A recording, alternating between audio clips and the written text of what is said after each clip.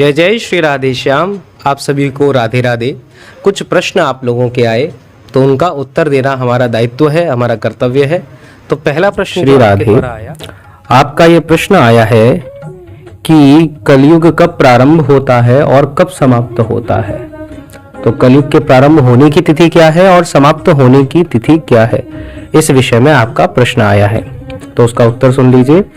कलयुग कब प्रारंभ हुआ, अब इसमें अनेक विचार हैं, परंतु मुख्य रूप से संत जन और भक्त जनों का यही मानना है कि कलयुग के जो प्रारंभ होने की तिथि है वह तिथि कब है, जब श्री कृष्ण ने अपनी लीला संवरण करी, अर्थात लीला को विश्राम दिया।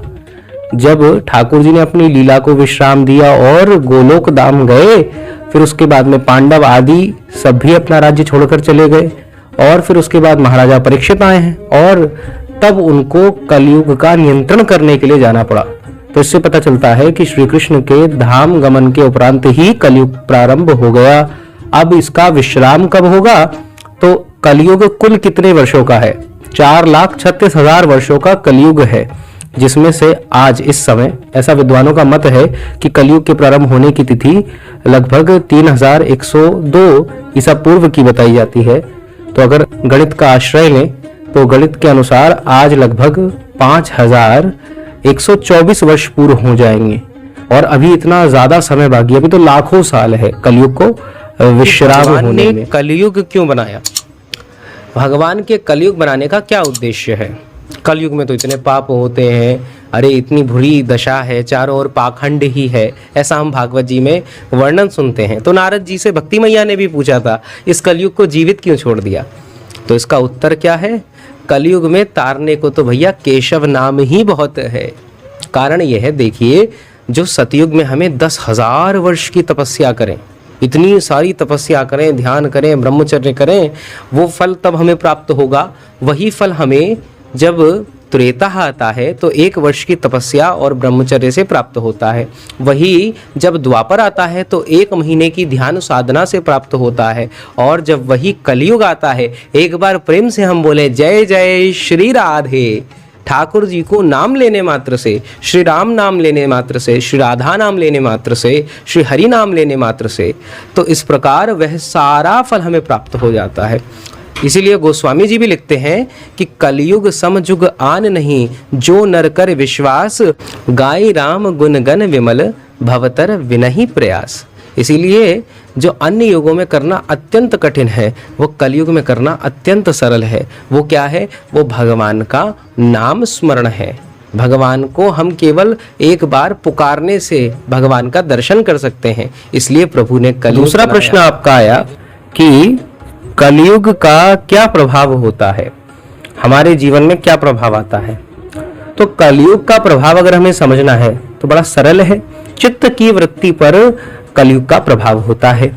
देखिए सतयुग में भजन करना अत्यंत सुलभ है। कैसे सुलभ है, जब हमारे चारों ओर जो माहौल होता है हम वही करते हैं। एक बच्चा पढ़ने वाले बच्चों के संग बैठा हुआ है तो वो अपने आप पढ़ाई करने लगेगा, एक बच्चा दुष्टों के संग बैठा हुआ है तो अपने आप दुष्ट बन जाएगा।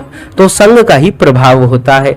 सतयुग में सभी जीव कैसे होते हैं, भक्ति भावना और भजन से युक्त होते हैं, तो भजन करना सरल है। द्वापर में भी उससे थोड़ा कठिन हो जाता है और फिर उसके बाद जब कलयुग अंत में आ जाता है तो कलयुग में तो बहुत कठिन हो जाता है।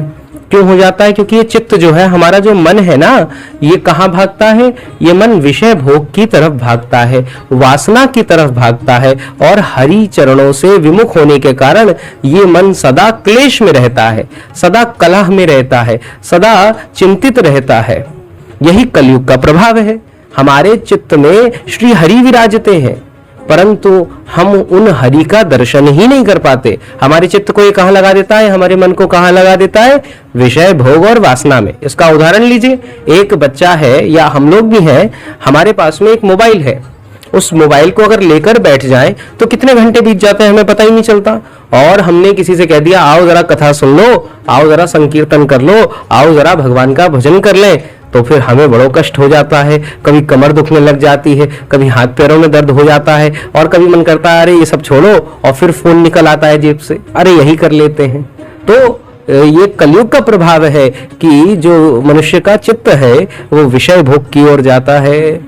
आपका तीसरा प्रश्न है कि कलिकर एक पुनीत प्रतापा, मानस पुण्य होय नहीं पापा।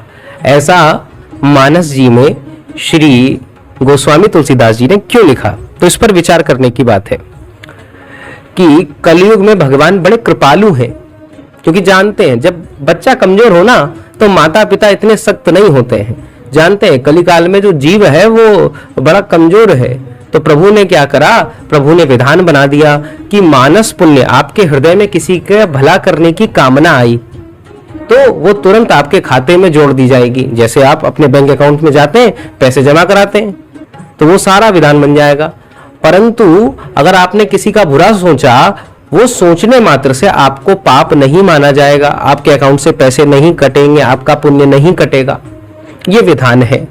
अच्छा, तो आप कहेंगे ये तो बहुत बढ़िया विधान है, हम बुरा ही सोचते रहते हैं सबके लिए। परंतु जो व्यक्ति बुरा सोचेगा एक दिन वो बुरा कर भी देगा।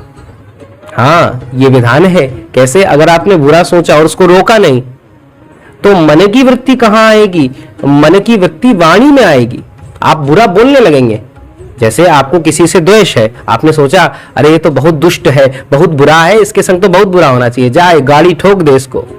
अब वो क्या हुआ? मन में जो सोचा था वो मुंह से बाहर आया और कल को वो क्रिया में भी आ जाएगा, कल को आप उसे कर भी देंगे।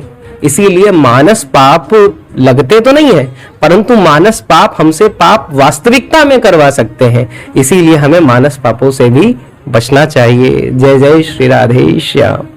तीसरा प्रश्न जो है आपका कि स्वर्ण में कलयुग का निवास बताया गया है, अतः जो गहने पहनती हैं हमारी महिलाएं अथवा मंदिरों में भी इतनी स्वर्ण लगाए जाते हैं, क्या वह उचित है कि नहीं है?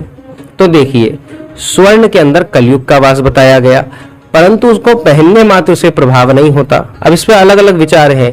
एक विचार तो ये है कि देखो जो अधर्म से कमाया गया धन है, अब धन हमने अधर्म से कमाया, किसी को लूट के कमाया, किसी को परेशान करके कमाया, तो उसमें क्या है? कलिकाल का वास है, उसको धारण करेंगे तो कलयुग प्रवेश कर जाता है। और रही बात, कुछ कहेंगे कि मंदिर में जो स्वर्ण लगा होता है, तो स्वर्ण तो देखो पवित्र धातु है। श्री कृष्ण स्वयं कहते हैं कि धातुओं में मैं क्या हूं? मैं स्वर्ण हूं। गीता जी में श्री कृष्ण स्वयं बता रहे हैं। तो स्वर्ण तो एक पवित्र धातु है, परंतु जब स्वर्ण का अभिमान हो जाता है, जब कोई अमीर व्यक्ति है उसको अपनी अमीरियत का बड़ा अभिमान हो गया, वो अहंकार आ गया, तो वही अहंकार ही कलयुग है। इस प्रकार से इसको देखना चाहिए कि वास्तविकता में स्वर्ण पहनने से कोई प्रभाव नहीं पड़ेगा, परंतु उसका अगर अहंकार आ गया, अधर्म से कमाया गया है, तो उसका प्रभाव और कलयुग का वास दोनों ही देखने को मिलेगा। आपका ये जय आया है कि कलयुग के अंतर्गत हम लोग श्राप क्यों नहीं दे सकते? अच्छा, आपकी इच्छा है श्राप देने की, तो प्रश्न का तात्पर्य जहां तक यही होगा कि कलयुग में हम श्राप क्यों नहीं दे पाते हैं। तो इसकी बड़ी प्रसिद्ध कथा है, श्रीमद् भागवत महापुराण। यदि आप सुनते रहते हैं तो ये कथा आपने जरूर सुनी होगी। वो कथा इस प्रकार है कि महाराज परीक्षित समीक ऋषि के यहाँ जाते हैं और मरा हुआ सर्प डाल देते हैं, क्योंकि उनको लगता है ये ढोंग कर रहे हैं। और शमीक ऋषि के पुत्र होते हैं, बालक होते हैं श्रृंगी ऋषि, वही परीक्षित जी को श्राप देते हैं। जब परीक्षित जी को श्राप लग जाता है और उनके पिता श्रृंगी ऋषि के पिता शमीक ऋषि को इस बात का आभास होता है कि परीक्षित को श्राप लग गया है और वो मेरे पुत्र ने दिया है, तो उनको बहुत क्षति होती है, बहुत दुख होता है। और वो कहते हैं कि तुम अभी बालक हो और तुमने बालक होकर ऐसे पुण्यात्मा को श्राप दे दिया, धर्मात्मा को श्राप दे दिया। अब धर्म किसकी शरण में जाएगा? धर्मम कम शरणम गतः, तो धर्म किसकी शरण लेगा? तो यूं कहकर उनके पिता ही ये कह देते हैं, आज से मैं ये विधान बनाता हूं, कोई भी व्यक्ति चाहे तो कलयुग में श्राप नहीं दे पाएगा। श्राप देने के लिए योग्यता चाहिए। क्या योग्यता चाहिए? तो योग्यता बताइए, उसके अंदर तप बल होना चाहिए, संयमित जीवन होना चाहिए, संतत्व होना चाहिए, और जिसके अंदर ये सब गुण हैं वह श्राप आज के युग में भी दे सकता है। और इसका अगर जीवंत दृष्टांत आप देखना चाहते हैं, कोई प्रमाण मांगते हैं, तो श्री धर्म सम्राट स्वामी श्री करपात्री जी द्वारा दिया गया एक विशेष राजनीतिक दल को श्राप है, उसका परिणाम आज भी देख सकते हैं। आशा करते हैं आपकी जिज्ञासा पूर्ण हो गई होगी। श्री महाराज श्री से जुड़ने हेतु चैनल को सब्सक्राइब करिए, बेल आइकन दबाइए और वीडियो को अधिक से अधिक शेयर करिए। जय जय श्री राधे।